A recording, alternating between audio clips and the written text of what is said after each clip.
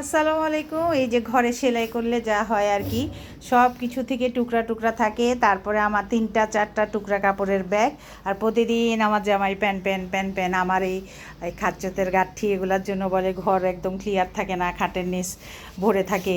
তো কি করব, কাপড় সেলাই করলে তো টুকরা থাকেই। তো অনেক আগে একবার করেছিলাম, সব টুকরা কাপড়গুলোকে এরকম জোড়া দিয়েছিলাম, যে জোড়া দিয়ে দিয়ে একটা বড় কাপড় করি। অনেক সময় নিচে টিচে বিছিয়ে খেতে হয় বা কোথাও গেলাম মাঠের মধ্যে বিছাতে হয়। তো এই যে এবার একটা আগে করেছিলাম, আবার কতগুলো কাপড় জমেছে, তো সেগুলো দিয়ে এই সেলাই করে করে এখন দেখলাম যে আর কি জোড়া দিতে হবে নাকি, পুরা বড় খাটের বিছানায় চতুর্দিকে ভরে গেছে। তো এইটা হইলো 7 ফিট খাটের পুরাটাই ভরে গেছে। তো এরকম যারা আসলে ঘরে সেলাই করে, মাঝে মাঝে এই কাপড়গুলো কিন্তু এরকম কাজে লাগানো যায়, কারণ এগুলো ফেলে দিয়ে তো আসলে লাভ নাই। তো কোনো সময় দরকার লাগলে বিছানো যাবে।